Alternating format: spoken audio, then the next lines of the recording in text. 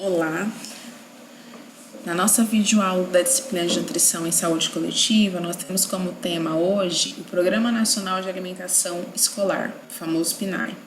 Toda aula foi elaborada com base nas resoluções 38 e 67 do ano de 2009. Que objetivo o PNAE tem hoje? Suprir parcialmente as necessidades nutricionais dos alunos beneficiários através da oferta de no mínimo uma refeição diária. Por que a legislação fala no mínimo? Porque existem escolas em período parcial e escolas em período integral. Aquelas em período integral acabam ofertando mais de uma refeição, tá? A oferta dessa refeição é visando atender os requisitos nutricionais referentes ao período em que a criança está no interior da escola. Esse é o objetivo principal. Através dele, a gente acaba conseguindo atingir outros objetivos que são secundários. Nem sempre a gente atinge, mas de certa forma, a partir do objetivo principal, eu acabo indiretamente atingindo os secundários. Que objetivos são esses? Melhorar as condições fisiológicas do aluno, de forma a contribuir para a melhoria do desempenho escolar. A literatura diz para nós que uma criança bem alimentada, ela fisiologicamente está melhor, inclusive para prestar mais atenção na aula. Então, por isso, essa questão da melhoria no desempenho escolar. O segundo objetivo é a promoção da educação nutricional no ambiente da escola, que é uma das prerrogativas, apesar de que nem sempre é feita, mas do PNAE. Então, o PNAE programa que devem ser feitas ações de educação nutricional a fim de reforçar a aquisição de bons hábitos alimentares e, a partir do momento que eu oferto uma refeição diária, eu melhoro o desempenho escolar, um último objetivo é reduzir a evasão e a repetência escolar. A meta hoje do PNAE é garantir que seja ofertada pelo menos uma refeição diária, com aproximadamente 350 quilocalorias e 9 gramas de proteína. Então, a partir dessa proposta, se espera que a alimentação consiga cobrir no mínimo 15% das necessidades diárias de um aluno. Qual que é o público-alvo hoje? Pré-escolares e escolares do ensino fundamental da rede pública e crianças em escola, em creche, e entidades filantrópicas, que ofertem um ensino regular, mas que estejam cadastradas junto à SEDUC, né? Não adianta nada eu abrir uma escola filantrópica hoje e acreditar que eu vou receber recursos do FNDE. Eu preciso ter o cadastro junto à SEDUC e esse cadastro tem que ser feito no ano anterior ao ano do atendimento, tá? Como é que é feito o repasse do valor do PNAE? A escola tem um número de alunos constantes a partir do censo do ano anterior, e aí eu pego esse número de alunos vezes 20 dias de atendimento, então esse é o valor do repasse mensal. A escola recebe dinheiro do PNAE durante os meses de fevereiro a novembro. Essas parcelas mensais, elas são idênticas, então independente de ter sido, por exemplo, 20 dias letivos, 21 ou 19, eu recebo referente a 20 dias letivos, tá? Que é característico do calendário escolar do ano. Quando o nutricionista está planejando o cardápio da merenda, ele precisa prestar atenção a prerrogativas que são qualitativas e a prerrogativas que são quantitativas. Com relação às prerrogativas qualitativas, o que o nutricionista tem que prestar atenção? Na cultura e nos hábitos alimentares, né, das crianças. Então, se vocês analisarem, por exemplo, o cardápio da merenda escolar aqui do Mato Grosso, provavelmente não vai ter as mesmas preparações do cardápio da merenda escolar lá do Amazonas. Maria Isabel é característico da cultura alimentar daqui, não é característico, né, de outras regiões do país. Então, eu preciso obedecer e me atentar a essa questão da cultura e dos hábitos alimentares. Eu preciso me atentar para a questão da variedade, do equilíbrio. Então, eu não vou botar no mesmo cardápio 2 preparações fritas. Vou tentar variar sempre os tipos de carne, os tipos de hortaliças, para as crianças aprenderem a comer de tudo um pouco. O nutricionista é responsável pela capacitação da equipe da cozinha, né? Para que a equipe da cozinha se atente ao controle higiênico sanitário da refeição. E na hora de planejar o cardápio, eu preciso que eu priorize o maior número de grupos alimentares possíveis. As crianças precisam ter acesso a isso. Muitas crianças, pensando em questões sociais, elas têm na merenda a melhor refeição do dia. Então, se a merenda acaba sendo um instrumento de educação nutricional, de boa oferta de hábitos alimentares, é interessante ofertar o maior número de alimentos por grupo possível, né? Apresentar às crianças o maior grupo de alimentos possível. Com relação às propostas quantitativas, o que eu preciso pontuar? Se as crianças são de creches de período parcial, eu oferto 2 refeições atingindo 30% das necessidades nutricionais. Em contrapartida, se forem creches de período integral, eu preciso ofertar 3 refeições e elas têm que garantir para mim 70% das necessidades nutricionais.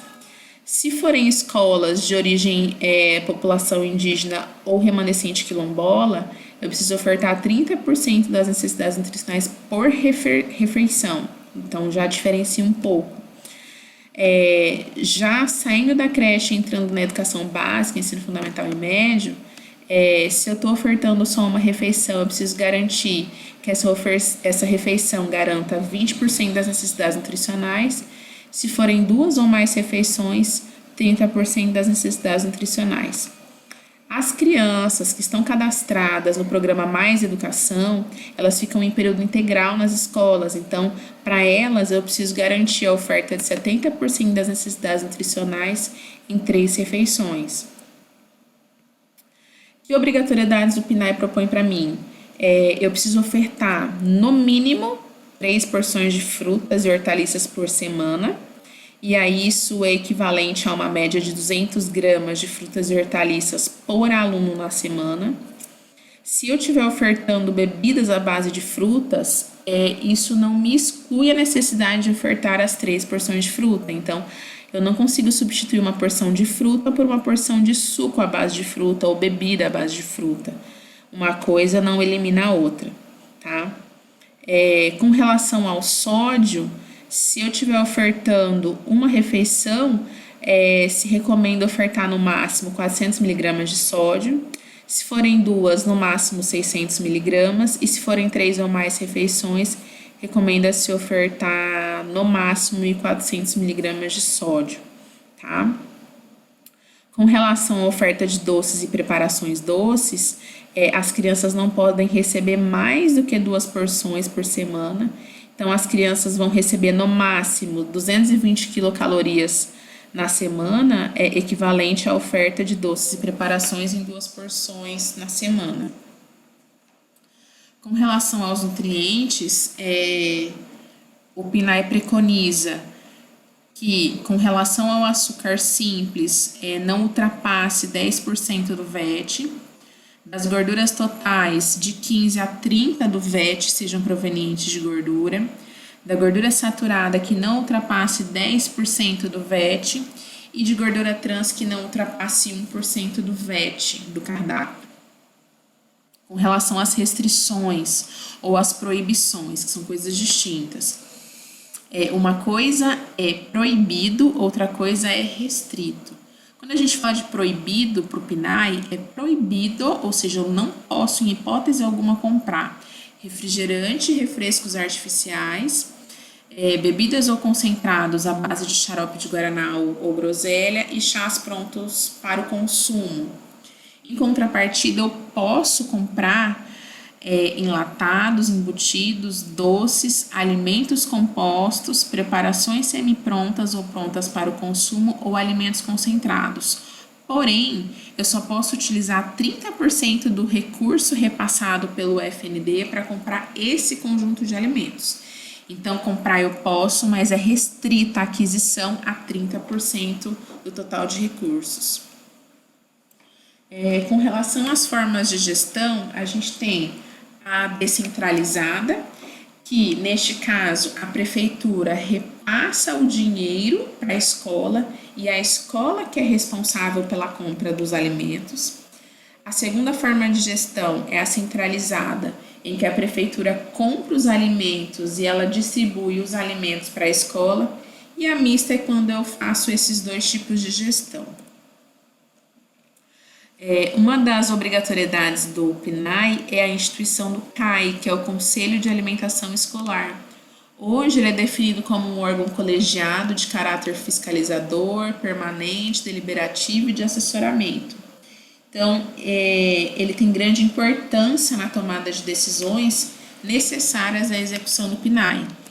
Com relação à sua composição, hoje o CAE ele tem que ter um representante do poder público, poder executivo, né? 2 representantes da sociedade civil, seja, por exemplo, representante de bairro, sindicato, igreja do bairro, alguma coisa assim, morador, né? Enfim, são 2 representantes da sociedade civil, 2 representantes da educação. Então, professor, discente, trabalhadores da educação, mas desses 2, obrigatoriamente, um tem que ser professor e para ser aluno, ele tem que ser um aluno com 18 anos ou mais. E por fim, 2 representantes de pais de alunos daquela escola, tá? Então, esse é o conjunto hoje do CAE. O nutricionista, ele assessora ou ele colabora com as decisões do CAE, ele instrui com as decisões do CAE. Por que o nutricionista hoje é importante? Hoje, o nutricionista ele desempenha várias funções relacionadas ao PNAE.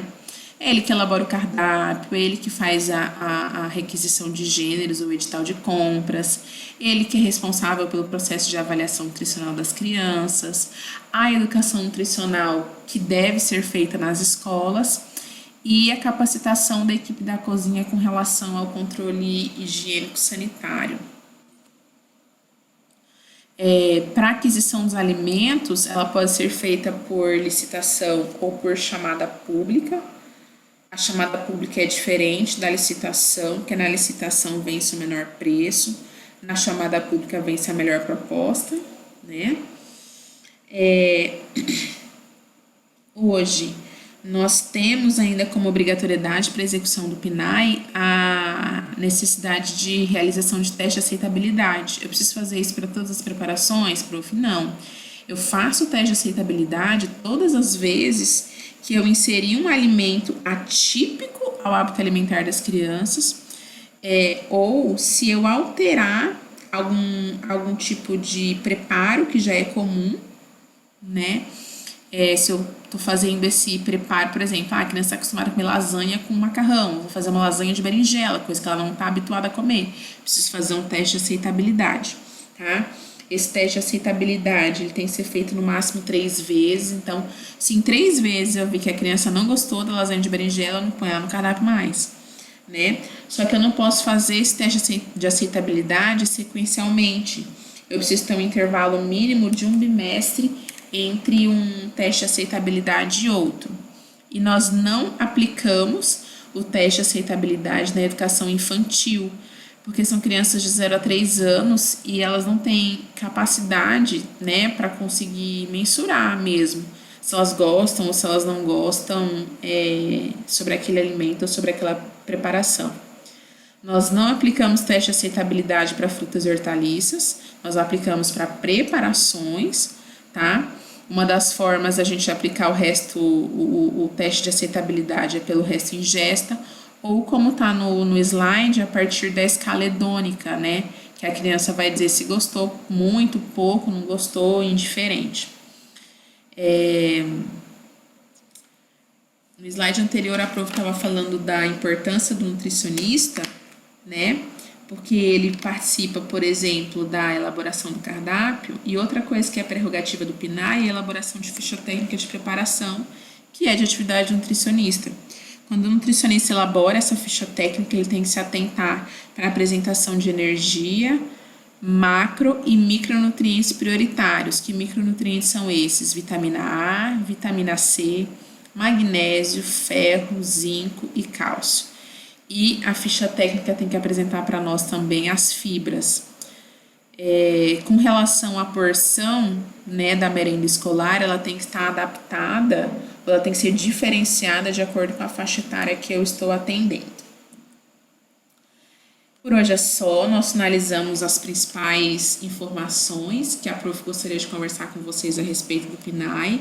Eu espero que vocês realizem o estudo dirigido e postem ele no portal para mim, né? O gabarito vai ser disponibilizado posteriormente à data máxima para postar o estudo dirigido no AVA. Qualquer dúvida que vocês tenham a respeito do PNAE e da disciplina, é só entrar em contato comigo pelo AVA.